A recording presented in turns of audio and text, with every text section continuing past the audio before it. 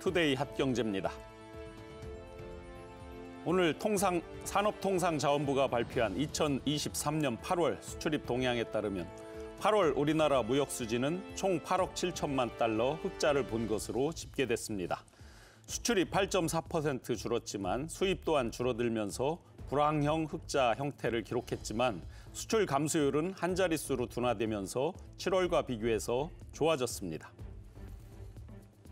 1일 한국부동산원에 따르면 8월 4주차 서울 아파트 매매 수급 지수는 89.2로 전주 대비해서 0.1%포인트 내렸습니다. 지난 2월 4주차 저점을 찍은 뒤에 25주 연속 상승을 마치고 소폭 하락세로 돌아선 것입니다. 전세를 찾는 수요는 전국적으로는 소폭 상승했지만 서울은 하락했습니다.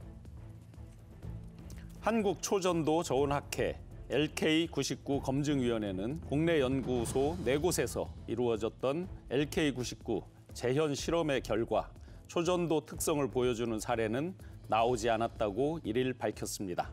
검증위는 현재 재현 실험 연구를 진행 중인 기관이 총 8군데이며 간담회 이후 재현 실험에 참여할 의사를 밝힌 기관들도 한두 곳 더 있다고 밝혔습니다. 현지 시간 31일 국제신용평가사 무디스가 비구이위안의 신용등급을 채무불이행, 디폴트 위기에 처할 수 있다는 우려로 기존의 CAA1 등급에서 CA 등급으로 하향 조정했습니다. 무디스는 이미 지난 10일 비구이위안의 신용등급을 기존 B1에서 CAA 1등급으로 7단계를 하향 조정했었는데요. 3주 만에 또다시 3단계를 하향 조정한 것입니다. 지금까지 투데이 핫경제였습니다. 시청자 여러분 안녕하십니까? 경제인사이더들의 신박한 통찰과 함께하는 경제인사이트 신용환입니다. 시청자 여러분들은 쌀을 얼마나 소비하고 계신지요?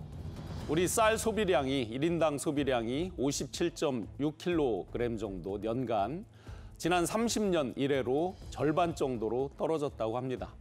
그렇지만 늘 중요한 것이 식량 문제죠. 산업이 발전하고 소득이 높아지고 있지만 현대사회에 어울리지 않게 오히려 퇴보하고 있는 부분이 있습니다. 바로 식량 문제입니다. 우리가 많이 이번 여름에도 겪었지만 이상기후 현상, 인구 증가, 전쟁 등으로 인해서 전 세계 식량 위기가 심각해지면서 식량 안보라는 말이 나올 정도로 세계 각 국가가 그야말로 자국의 식량 확보를 위해서 총력을 기울이고 있습니다. 이런 전 세계 식량 안보 위기 속에서 해법으로 떠오르고 있는 것이 바로 에그테크입니다. 잠시 후 경제인사이트에서는 여러 가지 첨단 기술과 융합해서 첨단 농법, 기타 양육, 작물 이런 것들을 키우는 에그테크의 현주소와 함께 에그테크 선진국으로 가기 위해서 우리 대한민국도 어떤 노력을 해야 하는지 본격적으로 자세하게 분석해 보겠습니다. 자세하게 분석해 보기 전에 먼저 준비한 내용 영상으로 만나보겠습니다.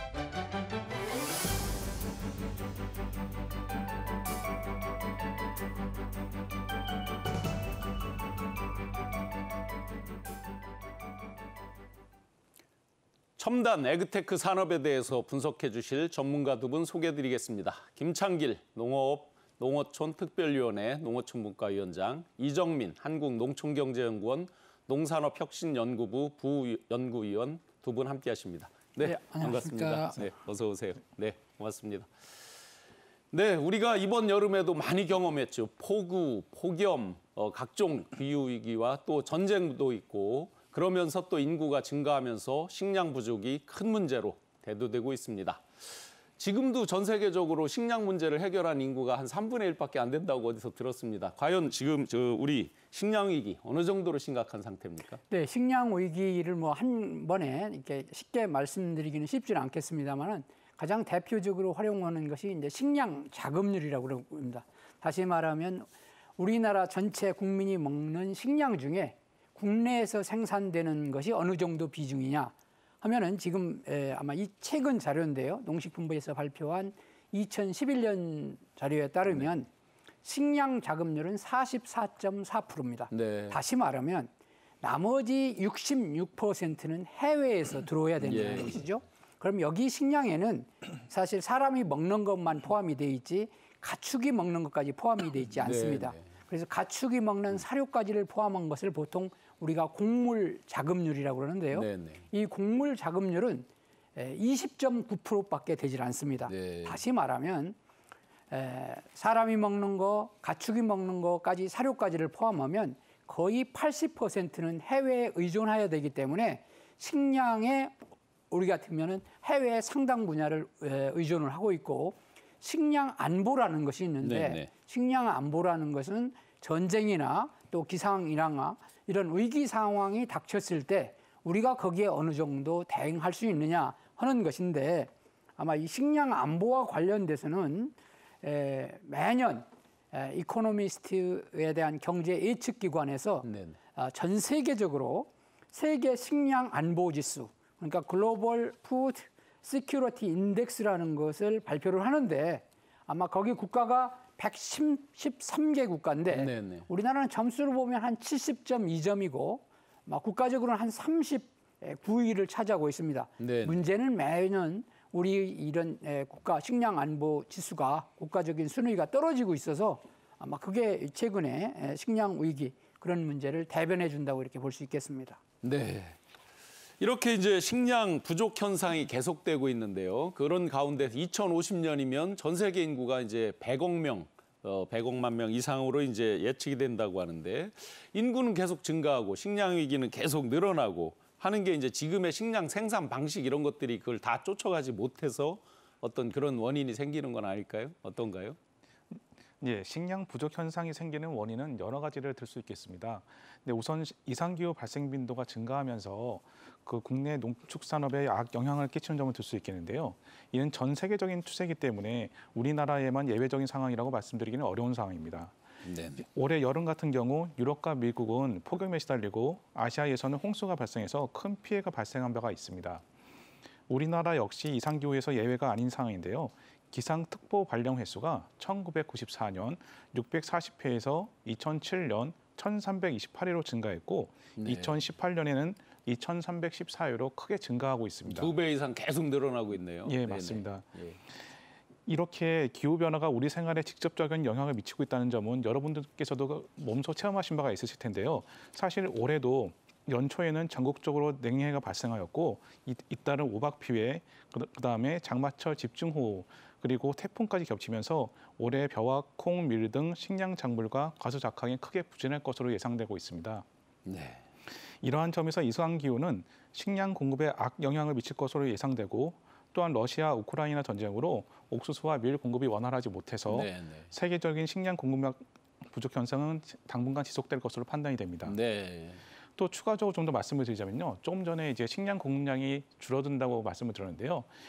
이와 반대로 전 세계 인구는 지속세를 보이고 있습니다. 네네. 현재 지금 2050년까지 약 100억 명 이상으로 증가할 것으로 예상이 되는데요. 세계 인구가 증가하면 아무래도 식량 소비량은 자연스럽게 증가하게 될 것입니다. 그러다 보면은 국제 시장에서 식량 확보 경쟁은 한층 치열해질 것이고요. 네. 앞서 김창길 위원장님께서도 말씀하셨습니다마는 식량의 많은 부분을 우리나라가 수입하고 있는 상황에서는 이 안정적인 식량 공급에 아무래도 적신호가 켜지게 된다 이렇게 말씀드릴 수 있겠습니다. 네. 내가 저거 거기 하나 추가 말씀드릴 것은 이제 우리가 현재 우리 인구가 2022년에 세계 인구는 한 80억 정도가 됩니다. 그럼 이게 이제 아까 2040년이 되면 2030년이 되면 또 이게 많이 증가되고 아까 말씀하셨습니다만 2050년이 되면 한 98억, 네네. 100억 정도가 육박을 하는데 매년 인구 상승률은 세계가 전체적으로 보면 한 6천만 명에서 8천만 명까지 예, 예. 0.6에서 0.8%씩 증가를 하거든요. 네. 이걸 먹여 살리려면 지금의 식량 생산량보다 한 70% 생산성이 증가하지 않으면 네네. 이걸 먹여 살릴 수가 없습니다. 그래서 오늘 이제 에그테크라든지 새로운 신기술 예. 생산성을 획기적으로 올릴 수 있는 이런 기술들이 좀 필요한 것이죠. 네네. 식량의 어떤 인구 부양 능력을 먹여 살리려면 네네. 기술이 굉장히 중요합니다. 네. 네. 네, 박사님 그 경지 면적도 예. 감소하고 생산성은 획기적으로 늘지 않고 이런 일이 반복되는데 어떻습니까? 예, 말씀하신 대로 이 우리나라 같은 경우는 이 추가적으로 또 좀 고민할 부분이 있는데요. 이 경지 면적이 감소하는 상황을 좀 말씀드릴 수가 있겠습니다. 네, 네. 이 통계청에 따르면 지난해 경지 면적은 약 153만 헥타르였습니다. 이 면적은 2021년 대비 약 1.2% 감소한 것인데요. 이와 같은 감소세는 2013년 이후 계속 지속되고 있습니다. 아무래도 산업화가 지속되면서 개발 사업이 진행되고 또 도시 규모가 증가하면서 기반 시설도 확충해야 되면서 대규모 공장도 짓고 주택, 공공시설을 짓다 보면 아무래도 그 면적은 농지에서 벌충하는 것이 가장 빠른 길이기 때문에 농지 규모가는 굉장히 줄어들고 있는 상황입니다. 이와 같이 경지 면적 감소는 이상기후 반발과 국제 분쟁과 맞물려서 우리나라 같은 경우 식량 공급을 한층 더 어렵게 만드는 요소로 지금 작용하고 있는 상황입니다. 네. 늘어나는 인구 대비해서 생산성은 급격하게 늘지 않다 보니까 70% 이상 생산성을 획기적으로 끌어올려야 된다라는 말씀도 있었는데요. 이렇게 이제 식량 문제, 난제를 해결하기 위해서 농업의 혁신을 선도하는 기업들이 나타나고 각종 스마트 농업, 농법들이 계속해서 등장을 하고 있습니다. 그러면서 이제 농업의 패러다임이 변하고 있는데요. 위원장님, 농업의 여러 가지 패러다임이 바뀌면서 에그테크라는 게 주목을 받고 있고 스마트 농업 이런 것들이 주목을 받고 있거든요. 네. 에그테크 개념은 어떤 겁니까? 사실 에그테크와 관련돼서 이제 먼저 우리가 시청자분들이 쉽게 이해할 수 있는 건 정밀 농업이라는 것이 있습니다. 네, 네. 정밀 농업이라는 것은 작물이 필요하는 가축이 필요하는 영양소나 가축 어떤 비료라든지 농약을 정확히 작물이 필요로 하는 것만큼만 넣어서 생산성도 높이고 효율성을 높이는 걸 우리가 프로시전 에그리컬처, 정밀 농업이라고 합니다. 예. 아마 이와 같은 것은 1980년대 중반에 미국을 중심으로 이렇게 처음 시작이 됐고요. 네네. 그 이후에 이제 자동화, 또 저기라는 정밀화 이런 것들이 있는데 이제 2000년대 들어오면서 이제 에그테크라는 다시 말하면 에그리컬처와 테크놀로지의 앞에서 딴 글자를 합성어를 해가지고 에그테크라는 용어를 이제 저희가 쓰고 있는데요.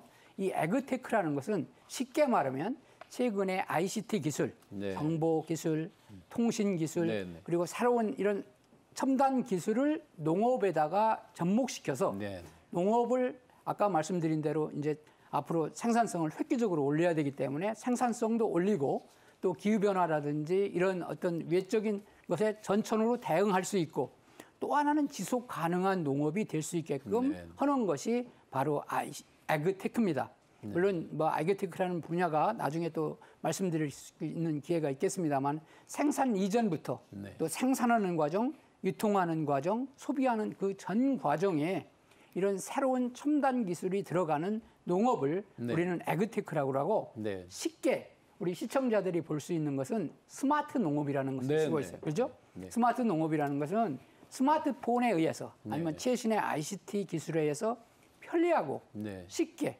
농사를 짓는 수 있는 그러니까 그것의 가장 핵심은 농업 기술을 전부 과학화시키고 데이터화시켜서 의사결정을 아주 과학적으로 이루어지면서 농작물 생산을 최대화할 수 있는 것이기 때문에 경우에 따라서는 생산성을 100, 2배, 3배까지 획기적으로 늘릴 수 있는 그런 첨단 기술이 네. 바로 농업에 접목되어 있는 것이고 그것을 우리는 에그테크라고 그러고 현장에서는 네네. 스마트 농업이라는 용어를 네. 쓰고 있습니다. 네네. 원래 스마트라는 용어가 예리한, 총명한 그런 식으로 쓰고 있는데 네네. 원래 스마트 농업은 S는 스페시픽한, 네. 매우 구체적이고 네네.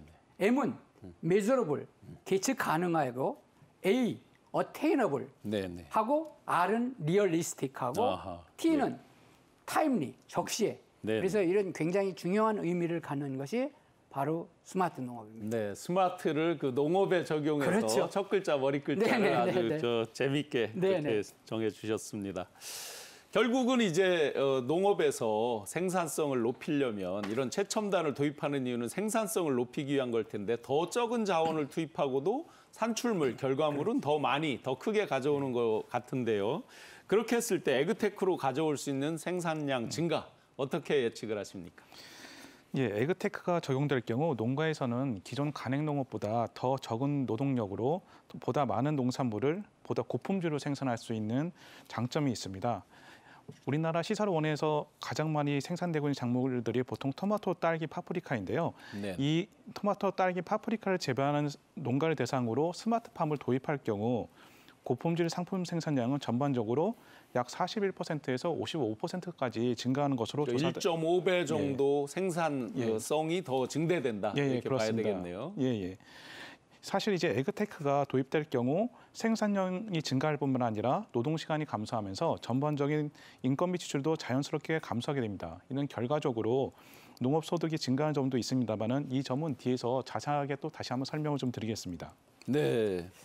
우리가 이제 그 생산성을 증대하기 위해서 1980년대부터 대한민국에도 이제 대량 생산 대량으로 어떤 비료를 살포한다든지 농약을 살포한다든지 할 수 있는 그런 농업의 기계화 이런 것들이 많이 이제 보급이 되고 했었는데요.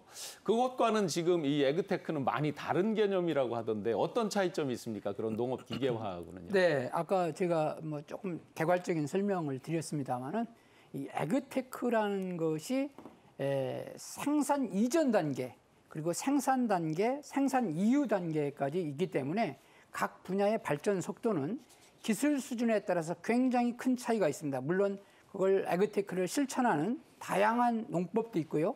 거기에 들어가는 다양한 기술들이 있기 때문에 우리가 이걸 뭐 한 번에 이게 쉽게 이렇게 정의 내리기는 쉽지 않겠습니다만 에그테크의 발전은 아마 IT 기술이나 농업 그러니까 에그테크를 구성하는 구성 요소 기술과 큰 거기에 의존한다고 볼 수 있겠는데 사실 우리나라 같은 경우는 이제 IT 기술이 앞서가잖아요. 그렇기 때문에 IT 기술을 적용한 여러 가지 기술들이 있는데 그 구성에는 최근에는 인공지능도 있을 테고요. 또 블록체인도 있을 테고 농업 분야에 많이 쓰는 드론이라든지 네네. 뭐 트랙터도 있고 여러 가지가 있겠습니다만은 쉽게 예를 들면 네네. 최근에 이제 자율주행 트랙터라는 것이 있습니다. 예. 이 자율주행 트랙터를 활용을 하면 농사를 짓는데 밤에도 농사 질 수가 있고 네네. 비가 오거나 이런 전천후가 됐어 저 혼자 가가지고 어떻게 농작물을 갖다 경운한다든지 수확한다든지 이런 것들을 시간에 구애받지 않고 농사 질 수 있기 때문에 GPS 좌표점으로 맞습니다. 정확하게 움직이니까 우리가 낮이든 밤이든 뭐 상관이 없고 자율주행 자동차는 여러 가지 장애물이 많이 있잖아요. 예. 그래도 농작물과 관련 노는 어느 정도 격리가 네, 돼 있고 그렇기 때문에 자율주행 트랙터가 이게 상용화가 된다면 노동력의 거의 80%를 절감할 수 있는 그런 획기적인 내용들이 제가 최근에 본 거 가운데서 예. 미국에서 맞습니다. 여의도 면적의 30배에 달하는 농토를 예. 딱 20명이 예. 38개의 이런 자율주행 트랙터 이런 기계를 활용해서 겨우 20명이 여의도 면적의 30배를 지금 경작하고 있다 이런 걸 본 적이 있거든요. 그래서 이제 매년 그 미국 라스베가스에서 가전 박람회라는 CES. 걸 있는데 예. 아마 올해 존 디어라는 세계적인 농기계 회사 네. 그 회장님께서 이런 자율주행 트랙터를 통한 에그테크의 첨단화에 대해서 발표를 했습니다. 네네. 그러니까 그동안 가전 쪽 하면 생활이나 IT만 했는데 이제는 농업도 네네. 그런 첨단 기술을 적용하고 네네. 그걸 통해서 농업의 획기적인 생산성도 올릴 수 있기 때문에 농기계 회사의 회장님이 또 거기에 와서 주제 발표를 하면서 획기적으로 사회적인 관심을 끌었는데요. 지금 말씀하신 대로 인력이 거의 많이 들어가지 않으면서도 네네. 생산은 극대화시킬 수 있는 이런 것들이 뭐 생기고 있습니다. 첨단 기술이 융합되면서 정말 많은 변화를 가져오네요. 그러면요. 제가 이제 농촌에서 커서 그 경험 중에 어떤 게 있냐면 어떤 특정 농작물을 파종할 수 있는 정해진 시간이 있는데요. 맞습니다. 그 예를 들어서 이상기후나 이런 것 때문에 그 파종하는 시기를 네. 늦추다가 빨리 파종해야 되는 경우가 있거든요. 네, 그러면 네. 지금 말씀해주신 자율주행 이런 기계를 활용하면 네. 아주 신속하게 어떤 파종이나 이런 것도 할 수 있겠네요. 그러면요. 그게 네. 굉장히 말씀드린 대로 자율주행 트랙터가 네. 그런 파종하는 기능, 네. 수확하는 기능 그런 것들이 다 있기 때문에 가능하고요. 또 하나는 최근에는 우리나라는 아직 그 기술들이 로봇이 네네. 우리가 식당에 가면 이런 거 배달을 해주잖아요. 이 로봇에 의하면 농사 짓는데 가장 어려운 것이 제초예요. 네네. 그러면 이 로봇이 와가지고 작물은 놔두고 네네. 피라든지 네네. 이런 것만 꼭꼭 이렇게 뽑아가지고 농사 짓는데 굉장히 도움을 주는 예. 그런 로봇도 생겼습니다. 네. 그래서 아마 이게 다양한 분야의 이런 기술들이 생산하는 쪽, 뭐 유통하는 쪽, 소비하는 쪽 이렇게 활용될 수 있기 때문에 에그테크의 범위는 또 굉장히 넓고 또 앞으로의 그 발전 가능성도 저는 굉장히 네네. 커질 것으로 그렇게 네, 박사님 제가 사는 네. 동네에 보면 큰 카페가 있는데 네. 절반 정도가 이렇게 LED 조명 같은 것으로 이제 상추를 포함해서 각종 이제 식물 채소들을 기르면서 하는 이제 그런 브런치 집이 있거든요. 예. 이런 것들도 일종의 이제 스마트팜이라고 할 수 있는 건가요? 예. 네. 그 스마트팜하고 지금 말씀하신 건 버티컬 팜이라고 수직 농장 개념인데요. 네. 거기서 대해서 잠깐 좀 말씀 좀 네네. 드리겠습니다. 이 스마트팜은 이 자동화 설비와 그 정보통신 기술을 활용해서 시간과 공간의 제약 없이 생육 환경을 최적 상태로 관리하는 편리하고 효율적인 농업 형태라고 말씀드릴 수가 있겠습니다. 이러한 스마트팜은 크게 노지형 스마트팜, 시설 원회형 스마트팜, 축산형 스마트팜으로 구분할 수가 있고요. 이 스마트팜은 ICT 기술을 기반으로 농작물 재배 시 필요한 온도, 습도, 입사량 및 양분을 실시간으로 측정하면서 상황에 알맞게 제어해서 최적의 상육 환경을 조절하는 시설입니다. 이 스마트팜은 크게 기술 발달 단계별로 세 가지로 구분하는데 우리나라는 대부분의 농가는 현재 1, 2세대 정도에 해당되고 네. 일부 선도 농가가 약 2단계와 3단계 사이에 있다고 보시면 되겠습니다. 네. 지금 그 조금 전에 그 스마트팜의 생산량 증가 효과에 대해 말씀을 드렸는데요. 그 앞서 언급한 바와 같이 스마트팜은 생산량이 늘어나면서 동시에 기존의 수작업이 자동화로 전환되고 이 결과로 노동 시간이 감소하면서 인건비 지출이 감소하는 효과가 있습니다. 네. 이 말은즉슨 결과적으로 소득이 증가하게 된다는 것을 의미하는데요. 작물에 따라서 3.3제곱미터당 4.3만 원에서 4.9만 원의 소득이 증가하는 것으로 조사되었습니다. 이러한 스마트팜은 자연 채광에 의지하기 때문에 벌어진 공간을 활용하기엔 다소 어려운 점이 좀 있고요. 네. 그 사회자님께서 말씀하신 지하철 역사랄지 지하 상가, 터널 등 벌어진 공간을 활용해서 실내에서 작물을 재배하는 환경은 이 수직 농장으로 이제 구분할 수가 있습니다. 네. 일반적으로 보시기에는 이제 스마트팜이나 수직 농장이나 이제 비슷해 보이지만은 쉽게 구분할 수 있는 점으로 자연광을 이용하면 스마트팜, LED 같은 인공광을 이용하면 수직 농장을 구분하셔도 크게 무리는 없겠습니다. 이 수직 농장에서 작물 재배는 인공광을 통해서 기술적으로는 현재 충분히 가능합니다. 하지만 이제 전기를 많이 소비하기 때문에 경제성에 대해서는 아직 확신하기는 아직 이른 상황입니다. 하지만 현재 인공 강원에 대해서 연구가 계속되고 있고 또한 재배 기술을 계속 개발하고 있고 이 생산된 농산물을 적극적으로 마케팅하기 위한 전략들이 수립되고 있기 때문에 가까운 시일 내에는 경제성을 확보할 수 있을 거라고 판단이 됩니다. 네. 이렇게 스마트팜을 포함해서 생산성을 높이기 위한 노력들이 계속되고 있는데요. 비단 농업 분야뿐만 아니라 전방, 후방, 전후방 연관 효과를 통해서 산업적으로도 비약적인 성장을 하고 있는 상태라고 합니다. 위원장님, 과연 산업 측면에서 에그테크 네. 어떻게 성장하고 가장 큰 특징점들이 무엇들이 있겠습니까? 근데 앞에서도 설명이 부분적으로 나왔습니다만은 에그테크 산업의 가장 중요한 점은 경제적인 측면에서 생산성을 획기적으로 높일 수가 있습니다. 지금 뭐냐 그러니까 에그테크의 기술을 적용하느냐에 따라서 지금 아까 여기 지금 뭐 딸기라든지 이런 거 지금 우리 이정민 박사께서 제시했던 것들은 조그만 어떻게 보면은 최근에 어떤 에그테크를 적용하는 어떻게 보면 농촌진흥청이나 이런 보편화된 것은 아닌 것 같고요. 네네. 이제 막 시작해서 어떻게 보면 지금 움직이는 스마트팜도 있습니다. 네. 다시 말하면 우리가 퍼트가 돼가지고 이렇게 움직이는 농장이라는 것이 충남 보령에 가만히 있고 요즘에 몇 곳에 있는데 그런 것들은 경우에 따라서 생산성을 한 3배, 4배까지도 네. 300%, 400%까지도 올리거든요. 딸기라든지 또 이렇게 이런 채소, 최근에는 뭐 엽채류, 그러니까 배추, 김치 이런 것까지도 뭐 가능하다는 얘기를 들었습니다만은 그래서 가장 중요한 것은 경제적으로 생산성을 획기적으로 올릴 수 있다 네. 하는 것이 가장 중요하고요. 네.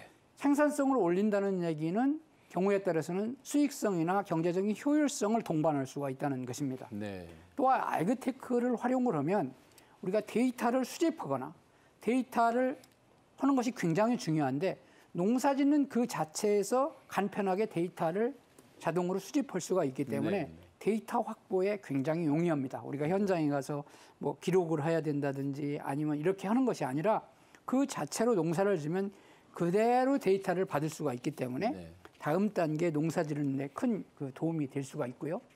또 하나는 우리가 이제 기후 변화라든지 외적인 환경에 의해서 구애받지 않고 전천후 생산이 가능합니다. 네. 물론 아까 이정민 박사께서 말한 대로 실내에서 수직 농장이라는 것들이 최근에 네. 있습니다. 그러니까 건물 줘놓고 거기에서 1단, 2단, 3단, 4단에 아주 그런 농업을 할 수 있기 때문에 어떤 외부의 이상기상이라든지 제약을 받지 않고 또 농사를 질 수가 있죠.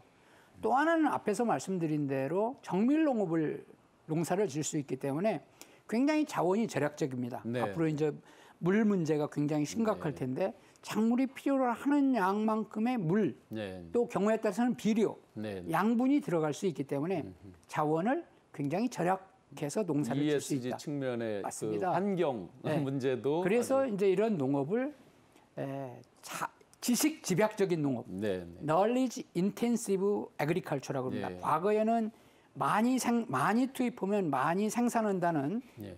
high input, high output. 예. 이걸 resource intensive agriculture, 자원 집약적인 농업이었는데 네, 네. 지금 에그테크로 오면서는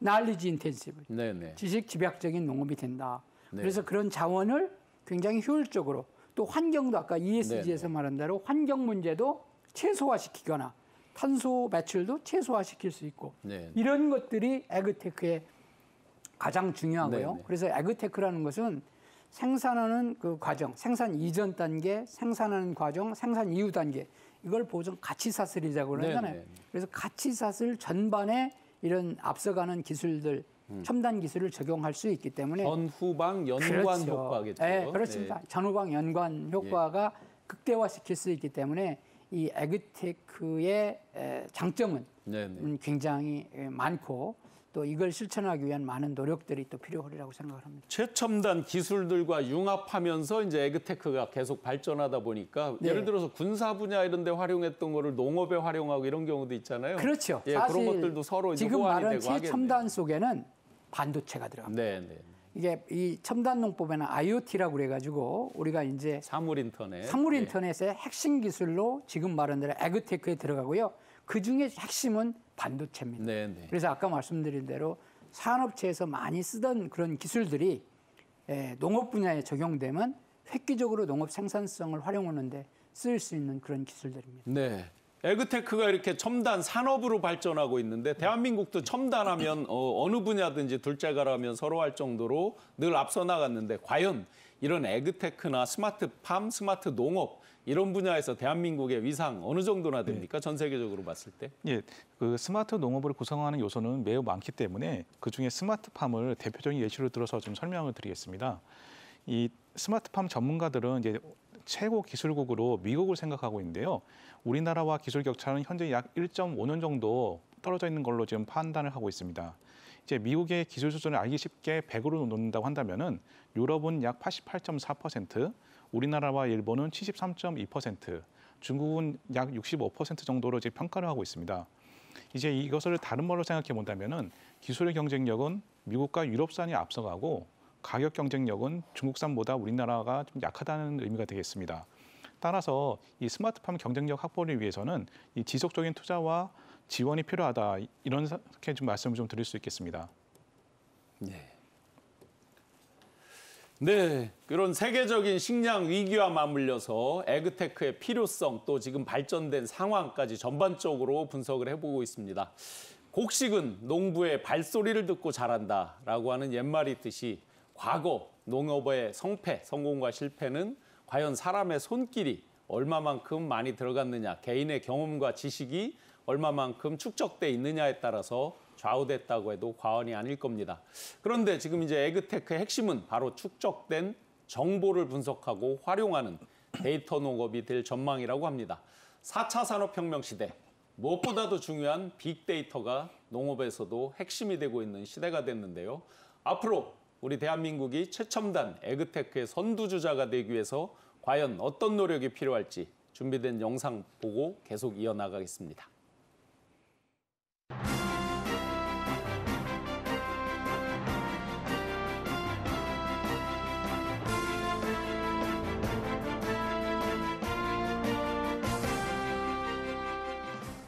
인구 감소, 기후변화 등 농촌이 직면한 어려움을 극복하고 우리 농업이 새롭게 도약하기 위해서는 빅데이터, AI, 디지털 기술을 활용한 스마트 농업의 확산이 반드시 필요합니다.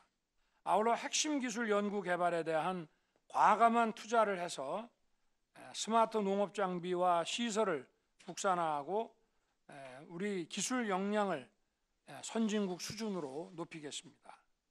농업의 과감한 혁신을 위해서는 무엇보다 튼튼한 경영 안전망 확보가 뒷받침돼야 합니다.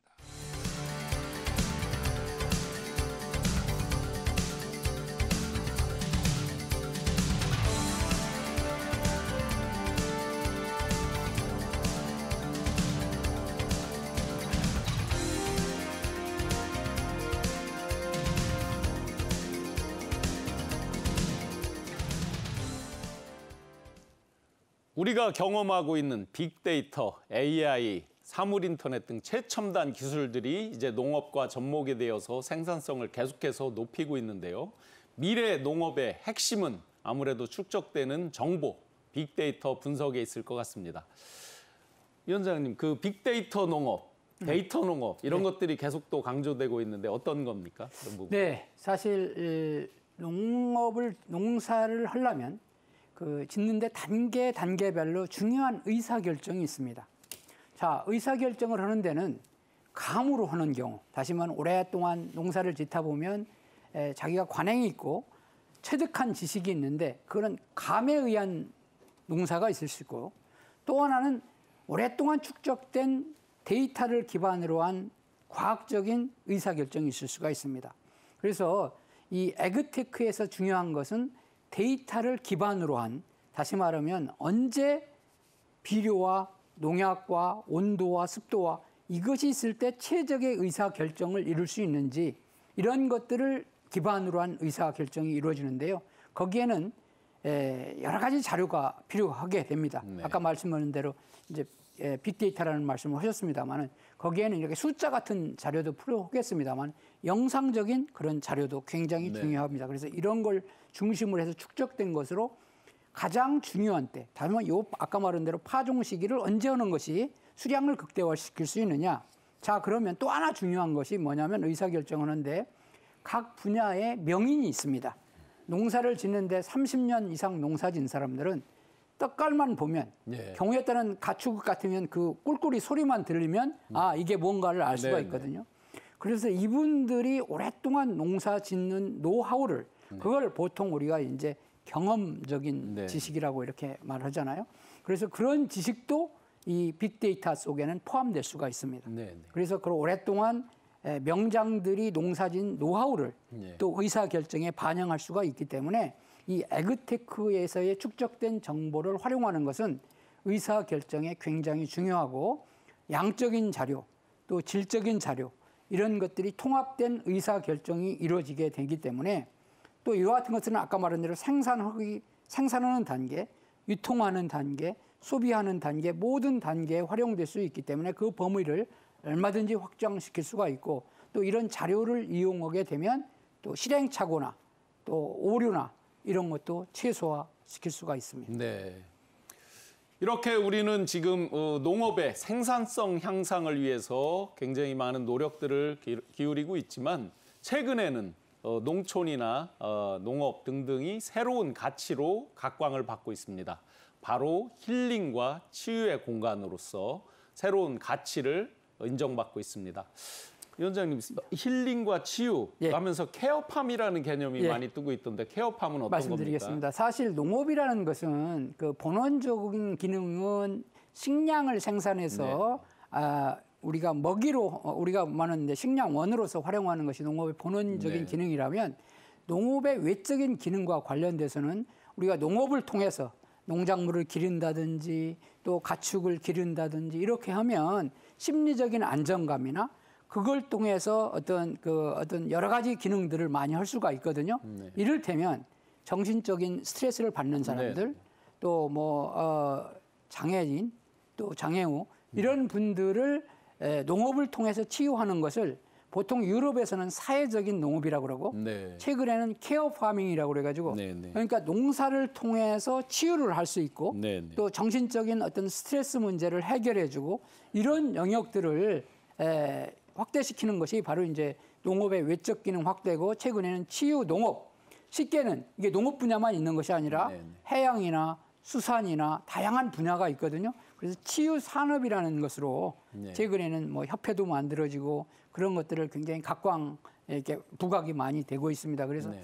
이런 치유 산업과 관련돼서는 현재 우리 국민 소득이 제가 볼 때는 한 3만 불 넘었습니다만은 4만 불, 5만 불 시대가 되면서 농업의 기능은 이런 농업에 생산하는 본원적인 기능 외에도 이런 농업을 통한 어떻게 보면 심리적 또 노인분들, 장애우들 이런 분들까지의 어떤 서비스, 돌봄 이런 것까지를 확대할 수 있는 영역으로도 확대시킬 수가 있기 때문에 앞으로 이 치유농업의 영역 또 치유농업의 역할, 사회적인 수요 이런 것들은 굉장히 커지고 또 경우에 따라서는 오늘 제가 앞에서 말씀드렸던 대로 이 에그테크와 관련된 것들을 여기에 치유농업에 넣으면은 네. 장애우 얼마든지 농사질 수가 네, 있고요. 네. 또 이걸 통해서 몸도 건강도 회복할 수가 있기 때문에 에그테크와 또 스마트 농업과 연계시킨 치유 농업도 굉장히 의미가 있는 산업이 될 수가 있으리라고 생각합니다. 단순한 귀농귀촌 정도를 넘어서서 네. 어떤 치유, 힐링까지 다 겉들여서 새롭게 각광받는 가치라고 볼 수가 있겠네요. 네, 지금 이게 앞서가는 국가가 이제 세계 농업에 가장 앞서가는 네덜란드나 네, 네. 네덜란드는 이 치유 농업과 관련된 것이 꽤 오래됐고요. 유럽에서 이탈리아도 그렇고 유럽은 이미 이 치유 농업과 관련된 그 상당히 올라가 있고 최근에 일본이 이제 이런 쪽에 많은 관심을 가지고 있습니다. 네. 제가 이제 그 고향 쪽에서 보니까 카이스트 이런 데를 나오고 한 그 젊은이들이 네. 와서 네. 그 최첨단 농법으로 하면서 이제 새롭게 이제 일자리도 만들어내고 또 생산성도 당연히 높이고 고수익을 만들어내고 이런 것들을 봤거든요. 예. 그러면 지금 이제 에그테크, 뭐 스마트팜, 스마트 농장 여러 가지가 예. 새로운 일자리, 예. 어떤 산업적으로 봐도 예. 새로운 일자리 창출 이런 기능들도 많을 것 같은데 그런 저는 부분은 어떻습니까? 사실 굉장히 중요한 지금 말씀을 하셨습니다만은 사실 현재 스타트업으로 앞서가는 농업 분야의 첨단 에그테크 쪽은 사실 농업 분야의 전문가보다는 비농업계에서 농업의 미래 가능성을 보고 들어온 젊은이들이 굉장히 많습니다. 그만큼 이 농업의 미래는 이 첨단 기술이라든지 에그테크를 활용하게 되면 굉장히 앞서갈 수가 있고 특히 최근에 이제 인공지능을 통해서 축산 분야에 들어오는 젊은이들도 있고 또 에그테크를 통해서 과학화를 통해서 농업 분야도 데이터에 기반한 농업으로 앞서가기 위해서 굉장히 많은 젊은이들이 스타트업을 통해서 농업 분야에 많이 들어오고 있습니다. 네, 네. 충북 진청에 가면 만나스 이를 통해서 또 이렇게 그런 첨단 농법과 양어 기술을 해서 순환 농업을 하는 경우도 예, 있고 그래서 저는 그 젊은이들의 일자리 창출 또 미래 농업의 새로운 성장 동력으로서의 그런 역할은 무궁무진하다. 네. 특히 젊은이들이 보는 참신하고 발상의 전환 이런 것들이 농업에 이루어질 수 있기 때문에 전 굉장히 의미가 있는 그런 시도들이라고 저는 생각을 하고 있습니다. 이렇게 이제 산업적으로뿐만 아니라 새로운 일자리까지 창출하게 되는 에그테크 계속해서 그 더 발전을 위해서 노력을 해야 될 텐데요. 제가 이제 또 어디 방송에서 보니까 딸기를 수확하는데 저희가 어렸을 때 딸기 서리를 가서 밤에 이제 깜깜할 때 서리를 할 때 보면 빨간 줄 알고 땄는데 이제 파란 딸기를 따고 이런 경우가 많은데 요번에 보니까 에그테크 기술을 활용해서 센서 이런 것들로 해서 쫙 잘 익은 딸기만 이렇게 선별해서 수확하고 이런 것들도 있더라고요. 그러면 이제 한국형 에그테크, 그야말로 우리나라가 이런 에그테크 선진국이 되기 위해서 과연 어떤 방향으로 정책들을 펴고 해야 될까요? 예. 이제 저희가 이 기술을 발전시키기 위해서 이제 어떤 인식 전환과 방향이 필요한지 설정하기 전에 앞서서 이 현장에서는 어떤 문제점을 갖고 있는지, 에그테크 제품에 대해서는 어떤 인식을 갖고 있는지에 대해서 좀 조사를 해봤습니다. 이제 그 결과 가장 이제 문제가 심각하다고 판단하는 것은 이제 농업인들 같은 경우는 이제 에그테크 제품의 시설 설치비와 운영비가 가다하다는 점이 65%로 가장 많이 조사가 되었고요. 전문가들 같은 경우는 제품을 만들어도 도입할 수 있는 농가가 적어서 수요가 적다는 의견이 69%로 조사가 되었습니다. 이 답변을 좀 자세히 살펴보시면 서로 맞물려 돌아가는 것으로 보실 수가 있는데요. 기업에서는 구입할 수 있는 농가가 적어서 대량 생산을 못하기 때문에 제품 단가가 증가하게 되고요. 결과적으로 농가에서는 제품 가격이 비싸기 때문에 많이 사서 쓸 수가 없기 때문에 시장이 축소되는 결과가 가져옵니다. 이와 같은 이제 부의 피드백이 발생하면서 이 생산량이 줄고 가격은 올라가니까 다시 또 사서 쓰지 못하고 이런 악조건이 지금 발생하고 있는데요. 이를 해결하기 위한 방안으로는 첫 번째 방법은 이제 내수 시장을 크게 확대하는 방안이 있을 거고요. 두 번째는 이를 보완해 줄 수 있는 글로벌 시장 진출의 필요성이 강하게 제기되고 있다. 이렇게 좀 말씀드릴 수 있겠습니다. 네. 농자 천하지대본 아마 많이 들어보셨을 겁니다. 농자 천하지대본이라고 하는 말을 할 정도로 우리 민족은 예로부터 농업을 아주 중요하게 생각을 했었죠. 그런 연속선상에서 최첨단 산업까지 발전시키면서 앞으로 에그테크 분야가 더욱 발전하기 위해서는 우리 정부와 그리고 이런 에그테크 기반의 기술과 관련된 기업들 그리고 농업 분야 어떤 전문 기업들, 농업인들의 노력이 많이 필요할 것 같습니다. 박사님, 이렇게 이제 그 에그테크 분야가 앞으로 계속해서 발전하기 위해서 우리 대한민국 정부가 노력할 부분, 그리고 우리 기업들이 노력할 부분, 또 농업인들이 노력할 부분들이 각각 있을 텐데요. 어떻게 보십니까? 예, 이 부분은 크게 이제 생태계 조성 부분과 그 산업 기반 서비스 및 거버넌스 체계 구축을 좀 구분해서 볼 수가 있겠습니다. 이 생태계 조성을 위해서는 조금 전에도 말씀드렸다시피 기업에서 에그테크 제품을 생산해 내더라도 농가가 이용하지 못한다면 그 산업 자체는 오래가지 못하기 때문에 생태계 조성이 가장 중요하다고 판단이 되는데요. 우선 이를 위해서는 에그테크 산업 혁신 클러스터를 통해서 이 창업 및 거점화 지원, 글로벌 시장으로 확대, 리딩 기업 및 대규모 자본 참여 확대로 경쟁 유도가 필요합니다. 이 산업 기반에서는 에그테크에 대한 미래 유망 기술 확보를 위해서 연구개발 촉진과 전문가 양성 및 육성 아카데미를 운영해야 되고 이 기초 통계 구축을 좀 고민할 필요성이 있습니다. 서비스 측면에서는 기술 도입 및 운영을 위한 자금 지원과 펀드 및 엔젤 투자 유치, 에그테크 기기에 대한 농가 대상 교육 확대 및 사후 서비스 지원 방안을 모색할 필요가 있습니다. 그리고 마지막으로 이제 거버넌스 구축 측면에서는 에그테크 산업 발전을 위한 중장기 계획 수립이 필요하고 이 에그테크라는 특유의 산업 이해도 향상을 위해서는 각 부서와 연구기관, 그 기업, 농업인들이 모두 참여하는 협력 체계 구축이 필요하다. 이렇게 좀 정리해 드릴 수 있겠습니다. 네, 그런데 지금 말씀 주신 것과 달리 에그테크가 또 만병통치약은 아니잖아요. 아마 추가적으로 부족한 부분을 메꾸기 위한 여러 가지 노력들이 또 필요할 것 같은데 그런 부분은 어떻습니까? 예, 저희가 앞서서 에그테크의 장점에 대해서 이제 많은 부분을 말씀을 드렸는데요. 이 에그테크가 농업의 모든 문제를 해결할 수 있는 만병통치약은 아닙니다. 이제 에그테크는 농축산물의 생산 단계에 이제 집중되어 있고 유통 및 가공, 소비 단계에는 리테일 테크나 푸드 테크가 별도로 필요합니다. 이제 농업의 주요 문제점 하나가 이제 공급과 수요의 불일치인데요. 이 농산물이 일시에 너무 많이 생산돼서 가격이 폭락하거나 아니면 갑자기 줄어들어서 가격이 폭등하는 문제가 이제 빈번하게 발생하고 있습니다. 이와 같이 농산물이 안정적으로 공급되지 못하는 문제는 이제 에그테크만으로는 해결하기 어려운 문제이고 유통 및 가공, 소비 분야의 리테일 테크와 푸드 테크가 같이 동반 발전해야 합니다. 이거 알기 쉬운 예로 좀 바꿔드리자면요, 이제 가행 생산된 농산물을 이제 적절히 가공해서 보존 기간을 늘려주고 또한 새로운 용도를 발굴해서 수요를 증가시키는 이제 푸드 테크와 리테일 테크가 에그테크와 보존에 맞추어서 농산물이 안정적으로 공급될 수 있다면은 이 농산물을 드시는 소비자들도 행복감이 올라갈 것이고 농산물을 생산하는 농가도 편익이 증진되는 윈윈 효과가 발생할 거라고 생각이 듭니다. 네. 위원장님, 네. 그 우리나라 에그테크 산업이 발전하기 위한 정부와 기업의 노력, 농업인들의 노력, 마무리 말씀 네. 간단히 부탁드리겠습니다. 지금 뭐 이정민 박사가 생태계 조성에 대해서 말을 했습니다만은 지금 정부의 역할과 관련돼서는 사실 에그테크를 진행하는데 상당히 초기 자본이 많이 들어갑니다. 네, 그래서 네.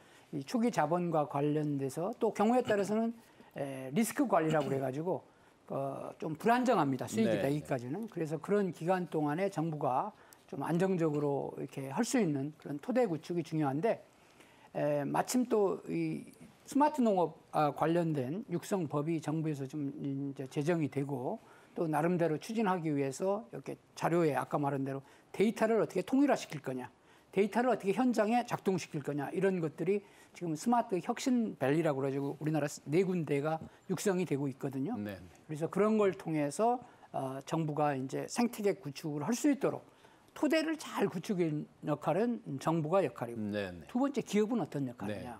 그러면 기업은 이와 같은 것들이 사업화되고 비즈니스 되고 또 새로운 발상의 전환을 통해서 최근에 여러 가지 스타트업들이 많이 생기고 네, 있잖아요. 네. 그래서 기업들이 할 수 있는 역할은 국내외 이런 여러 가지 제도라든지 정보를 활용해서 어떻게 하면 엔터프레니시업, 기업가 정신을 발휘해서 그걸 잘 역량을 구축해서 성공적으로 안착할 거냐. 네. 최근에는 약간 어떤 스타트업 기업들이 열심히 나가다 주춤주춤하는 경우가 좀 있습니다. 네, 왜 현재적으로. 그런가요, 최근에? 가장 이제 문제가 되는 것은 이제 자금 문제라든지 네. 또 현장에서 작동할 수 있는 어떤 기술형이 사실 우리나라 네덜란드가 앞서간다고 그래서 네덜란드의 첨단 기술이 우리나라에 적용되는 데는 또 한계가 있습니다. 네. 그래서 우리나라의 맞춤형의 어떤 에그테크라든지 스마트 농업 관련된 기술 개발들이 굉장히 중요한 것 같고요. 그런 것들을 현장에 잘 이렇게 안착시킬 수 있는 것들이 기업가들 또는 연구계 이런 것들이 한 자리에서 할 수 있는 그런 것들이 중요한 것 같고 그다음에 농업인들은 뭐 해야 됩니까? 네. 역량 강화입니다. 네. 이제 과거와 같이 감으로 농사져서 이제 할 수 있는 그런 시대는 좀 지나갔기 때문에 네. 열심히 공부하고 또 농업기술센터나 정부에서 여러 가지 정보를 제공해 줄 수 있는 걸 관련돼서 열심히 공부도 하고 배워야 되죠. 네. 이제 뭐 최근에 많은 전자기들이 키오스크로 되고 이제 사람 무인에 돌아가고 있잖아요. 그래서 네. 농민들도 이 디지털 시대에 떨어지지 않기 위해서는 역량 강화를 위한 학습 또 평생 교육 이런 것들을 돼야 에그테크에 떨어지지 않는 또 농업인이 될 수 있는 것이 아니겠나 싶습니다. 노력이 많이 필요한 것 같습니다. 네. 많은 분들이 지금 사과 재배선이 점점 올라가서 이제 나중에는 강원도 고냉지 배추 키우는 데서 사과를 재배해야 되는 거 아니냐 이런 이제 농담들을 많이 해주셨는데 오늘 보니까 에그테크 첨단 에그테크를 잘 활용하면 그런 걱정은 없을 것 같습니다. 나날이 발전하고 있는 에그테크와 그 산업적인 전후방 연관 효과 그리고 정부, 기업의 역할 또 농업인들의 역할까지 전반적으로 분석을 해봤습니다. 오늘 자세하게 분석해 주신 두 분 말씀 감사드립니다. 고맙습니다. 감사합니다. 고맙습니다. 경제인사이트 오늘 준비한 내용 여기까지입니다. 정부가 국회에 657조 규모의 내년도 예산안을 제출했습니다. 오늘 두 번째 정기국회가 막을 올리면서 예산안 행보에 귀추가 주목되고 있습니다. 다음 이 시간 경제인사이트에서는 재정 건전화 기조 속에서 마련된 2024년도 예산안에 대해서 꼼꼼하게 또 세세하게 분석하고 짚어보도록 하겠습니다. 오늘도 함께해 주신 시청자 여러분 고맙습니다.